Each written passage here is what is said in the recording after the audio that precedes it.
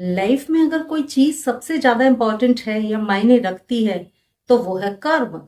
गीता में भी कहा गया है कि हमेशा अपने कर्मों पे ध्यान दो। क्या आप आज कर रहे हो, उसका प्रभाव, उसका इफेक्ट आपकी लाइफ पे, आपके फ्यूचर में जरूर पड़ेगा। कर्म तो आपने कर लिया, वो तो कुछ दिन में हो जाएगा पास्ट, लेकिन उसका जो इम्पैक्ट है आपके फ्यूचर पे हमेशा पड़ेगा। तो कर्म पे बहुत ध्यान देना चाहिए। तो आज मैं आपको कर्मों को ही सुधारने वाली एक टेक्निक, नेविल गोडार्ड की एक टेक्निक रिवीजन के बारे में बताने जा रही हूँ। नेविल गोडार्ड की बड़ी सारी फेमस टेक्निक्स हैं। लैडर टेक्निक है, मजेदार टेक्निक है, जिससे कि आप खुद पता कर सकते हैं यूनिवर्स कैसे काम कर रहा है आपके साथ में, आपकी सुन भी रहा है या नहीं। वैसे ही नेविल गोडार्ड की एक बहुत ही शक्तिशाली टेक्निक है रिवीजन टेक्निक। रिवीजन टेक्निक क्या है, कैसे काम करती है, सारी चीजें आपको बताऊंगी। जुड़े रहिए मेरे साथ। मैं हूं शालिनी वर्मा, आप सभी की दोस्त। रिवीजन टेक्निक की मैंने बात की। रिवीजन टेक्निक कैसे काम करती है ये भी जानिए, कैसे इसको प्रैक्टिकल यूज करेंगे वो भी आपको बताऊंगी। सबसे पहले टेक्निक को समझ लीजिए। रिवीजन टेक्निक में हम उन चीजों को रिवाइज करते हैं, ठीक करते हैं जो हो चुकी हैं। यानी कि जो कर्म हमने कर लिया उसको ठीक करने की टेक्निक है ये वाली रिवीजन टेक्निक। यानी जो आज हमने कर लिया, आज से 6 दिन बाद वो पास्ट हो जाएगा। तो आज अगर हम कोई गलती कर गए हैं तो 6 दिन बाद उसका इम्पैक्ट तो पड़ना ही पड़ना है। तो अगर इम्पैक्ट पड़ना शुरू हो गया है तो आप 6 दिन पहले की हुई गलती को ठीक कर सकते हैं, हील कर सकते हैं, ताकि उसका जो इम्पैक्ट है वो उतना ज्यादा ना पड़े जितना अभी आप पे पड़ रहा है। तो इस टेक्निक से हम अपने कर्मों को ठीक करते हैं, यानी कि अपने पास्ट को ठीक करने की एक टेक्निक है रिवीजन टेक्निक। साइंटिफिक है पूरी तरीके से, क्योंकि ब्रेन को मैसेज कर रहे हैं, अपनी कॉन्शियसनेस को शिफ्ट कर रहे हैं। इस टेक्निक में मान लीजिए आज से 10 साल पहले आपने कोई ऐसी भूल की थी जिसका इफेक्ट आज आपको पड़ रहा है। कोई कर्म खाली नहीं जाता, उसका रिजल्ट तो मिलना ही मिलना है, अभी कभी कभी ना कभी मिलना ही मिलना है। तो 10 साल पहले कोई ऐसा काम कर दिया आपने जो आज हमको लगता है कि गलत हो सकता है या गलत था, हम मानते हैं गलत था। तो ये टेक्निक हमको क्या सिखाती है, पीछे लौट के चले जाओ, 10 साल पहले वाले समय में लौट कर चले जाओ। जो गलती आप कर रहे थे उसको रबर से मिटा दो और फिर नई कहानी लिख दो। ये इस टेक्निक में बताया गया है रिवीजन टेक्निक। यानी अपनी गलती को अगर आप जानते हैं और मानते हैं, जानना और मानना बड़ा इंपॉर्टेंट होता है। जब तक आप अपनी गलती जानेंगे नहीं, मानेंगे नहीं, उसे रियलाइज नहीं करेंगे, ठीक नहीं कर सकते। वही अगर आपने जान लिया है तो नेविल गोडार्ड की इस टेक्निक को अप्लाई आपको कर देना है। जैसे आज से 10 साल पहले कोई मिस्टेक आपने की थी, आपको समझ में भी आ गया कि भाई वो मिस्टेक मैंने की थी, अब उसको मैं सही कैसे करूं। जैसे आज की तारीख में आप देख रहे हैं, आप जहां भी पैसा देते हैं, जिसको भी पैसा देते हैं, ब्लॉक हो जाता है। मैं आम समस्या लेकर चल रही हूं ताकि आप लोग इससे कोरिलेट कर पाए अपनी प्रॉब्लम्स को और इस टेक्निक को अच्छे से समझ जाए। मान लीजिए कहीं भी आप पैसा देते हैं, किसी को भी उधार देते हैं, कभी वापस ही नहीं आता, हमेशा फंस जाता है। किसी को बिजनेस में हेल्प की, उसका फंस गया। किसी और को जरूरत पे मदद की, उसने कभी वापस नहीं लौटाया।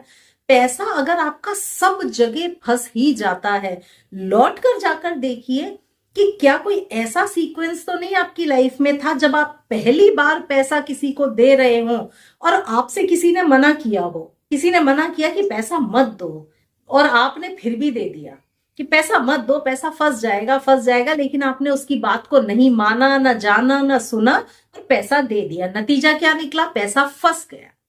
ठीक है, तो पैसा जब फंस गया, वो तो 10 साल पुरानी बात है, आप उसे भूल भी गए होंगे। लेकिन अगर आप अपनी लाइफ में कोई ऐसी प्रॉब्लम देख रहे हैं कि जहां से शुरुआत हो सकती है, वो वाला टाइम था जब मुझे मना किया गया था लेकिन मैं नहीं माना और मैंने ये काम किया था और मुझे लॉस उसका सहना पड़ा था। ठीक है, अब आप इस टेक्निक में क्या करेंगे, रिवीजन टेक्निक में आप क्या करेंगे, आराम से पीसफुली बैठ जाएंगे। ये टेक्निक आप अप्लाई करें सोने से पहले, रात को अप्लाई करें सोने से पहले। 10 साल पुराने उस समय अपने आप को लेके जाइए जब मैं पहली बार पैसा दे रहा था और मेरे पापा मना कर रहे थे कि नहीं उधार देना ठीक नहीं है, उधार देना ठीक नहीं है, इस व्यक्ति को उधार मत दो, लेकिन मैंने नहीं माना, उधार दे दिया था। अब आप उस 10 साल पुरानी उस बात पे पहुंच जाइए और वहां पर अपने आप को खड़ा करिए कि नहीं, अगर फादर कह रहे हैं कि पैसा देना गलत है, नहीं उधार देना है आपको, तो मैंने उधार नहीं दिया। मैंने उधार नहीं दिया बल्कि उसको समझा दिया कि उधार लेके खर्चा करना ठीक नहीं है। मैंने उसको किसी भी तरह से मोल्ड कर दिया, समझा दिया, पर पैसा मैंने उधार नहीं दिया किसी को, तो मेरा पैसा ब्लॉक भी नहीं हुआ। तो आपको इस वाली सीन को आपको इमेजिन करना है कि पापा समझा रहे थे उधार मत दो, मैंने उधार नहीं दिया, फाइनली मेरा पैसा भी कहीं ब्लॉक नहीं हुआ, मेरे पास पैसा है, मेरा पैसा मेरे ही पास है। तो आप इसको इमेजिन करना शुरू करो, रोज रोज इमेजिन करो कि पापा मना कर रहे थे लेकिन मैंने नहीं दिया पैसा और फाइनली मेरे पास पैसा है, मेरे पास पैसा है, मेरा पैसा मेरे ही पास है, कहीं ब्लॉक नहीं है, मेरा पैसा मेरे ही पास है, मैंने किसी को नहीं दिया। आपने जैसे ही ये इमेजिन करना शुरू किया तो वो जो ब्लॉक वाला है ना, जो एक रोड़ा अटका हुआ है कि पैसा तो ब्लॉक हो ही जाता है, तो आपकी कॉन्शियसनेस पूरी तरह से शिफ्ट हो जाएगी, ब्लॉक वाला रास्ता खुलेगा और पैसा आपका आपके पास आएगा और रहेगा। तो ये एक एग्जाम्पल है। अब एग्जाम्पल्स हो सकते हैं, मान लीजिए आप कहीं इन्वेस्ट करने जा रहे हैं, मान लीजिए आपने किसी शेयर्स में इन्वेस्ट किया या कहीं भी इन्वेस्ट किया, किसी ने आपको रोका इसमें मत करो, नुकसान हो सकता है, मगर आपने नहीं माना।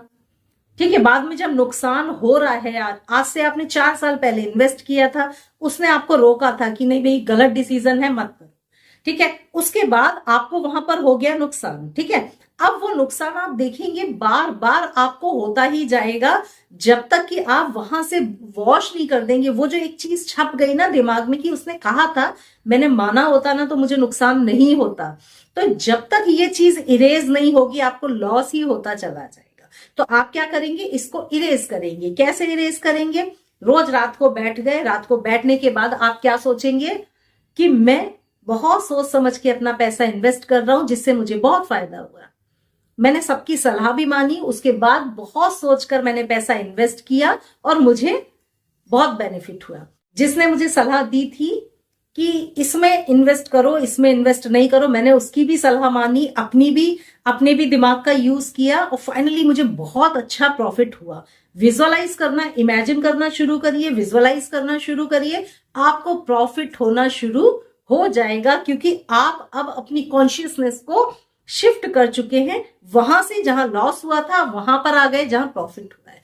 तो पास्ट की किसी भी चीज को, आप पुरानी चीज को इरेज कर देंगे तो निगेटिव चीज को, पॉजिटिव नहीं, निगेटिव जो थॉट्स हैं, निगेटिव जो आपके कर्मा है, उनको आप इरेज करके नई कहानी वहां पर लिख सकते हैं। इसको जब आप हिप्नोथेरेपी में आते हैं तो इनर चाइल्ड भी होता है कि जहां से प्रॉब्लम की रूट है वहां पर जाकर उसे हील कर दो। तो आप भी देख लें कि आपकी प्रॉब्लम क्या है, उसकी रूट कहां पर है, उसको हील कर दो। यही टेक्निक है रिवीजन टेक्निक, यानी जो गलती कर दी उसकी जगह नई कहानी लिख दो। तो नेविल गोडार्ड की इस टेक्निक को अपनी जरूरत के हिसाब से आप लोग भी इस्तेमाल करिए। सबकी लाइफ में कुछ ना कुछ ऐसी मिस्टेक्स होती हैं जिनको हमें गिल्टी फील होती है, काश मैंने ये ना किया होता तो शायद मेरी लाइफ कुछ और होती। तो वहीं लौट जाओ जहां पर आपको रोका जाता था और आप नहीं मान रहे थे, वहां लौट जाओ और अपने आप को मैसेज दो, विजुअलाइज करो रात को अकेले बैठकर कि मैंने सबकी बात मान ली और सब कुछ लाइफ में अच्छा हो रहा है। यकीन मानिए सब कुछ अच्छा होने लगेगा। बैचलर थेरेपी में भी हम इस चीज का ट्रीटमेंट करते हैं कि कैसे पास्ट के इमोशंस, पास्ट के कर्मा को आप हील कर सकते हैं। तो इसी तरह नेविल गोडार्ड ने भी अपनी रिवीजन टेक्निक में इसी चीज को बताया है कि कैसे रिवीजन टेक्निक का यूज करके पास्ट की गलतियों को सब कुछ ठीक करके आप अपने प्रेजेंट को, अपने फ्यूचर को अच्छा कर सकते हैं। सभी लोग यूज करके देखिए, जहां पर भी पास्ट में मिस्टेक हुई है उनको ठीक करिए, अच्छा करिए। अगले वीडियो में मैं शालिनी फिर किसी टेक्निक के साथ मिलूंगी। प्यार भरा नमस्ते।